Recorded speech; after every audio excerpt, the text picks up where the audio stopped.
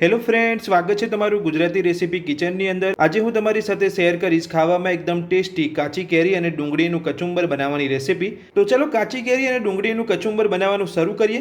તો કચુંબર બનાવવા માટે તમે આ જોઈ શકો છો, મેં અહીંયા એક કાચી કેરી લીધી છે અને એક ડુંગળી લીધી છે। તો સૌથી પહેલાં કચુંબર બનાવવા માટે આપણે કેરી અને ડુંગળીની છાલ કાઢી લઈશું।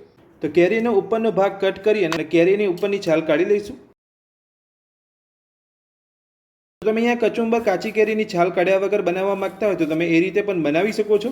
તો કેરી અને ડુંગળીની ઉપરની છાલ આપણે અહીંયા કાઢી લીધી છે। તો હવે આપણે બંનેને ઝીણા કટ કરી લઈશું।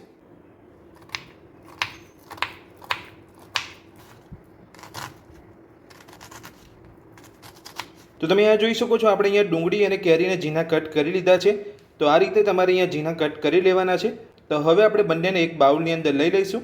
તો ઝીણી કટ કરેલી ડુંગળી અને કેરીને આપણે અહીંયા એક બાઉલની અંદર લઈ લીધી છે। તો હવે આપણે તેની અંદર મસાલા કરીશું। તો સૌથી પહેલાં આપણે બાઉલની અંદર નાની અડધી ચમચી જેટલો શેકેલા જીરાનો પાવડર ઉમેરીશું।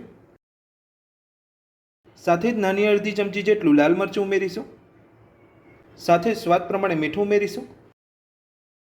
મસાલા ઉમેરીને બધું સરસ મિક્સ કરી લઈશું।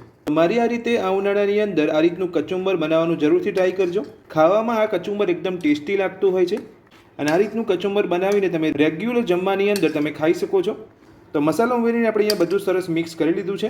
તો કાચી કેરી અને ડુંગળીનું કચુંબર બનીને આપણું તૈયાર છે। તો હવે એક બાઉલની અંદર સર્વ કરી લઈશું। તો ઉનાળાની ગરમીમાં શરીરને લૂથી બચાવે તેવું કાચી કેરી અને ડુંગળીનું કચુંબર બનીને આપણું તૈયાર છે અને આપણે એક બાઉલની અંદર સર્વ પણ કરી લીધું છે।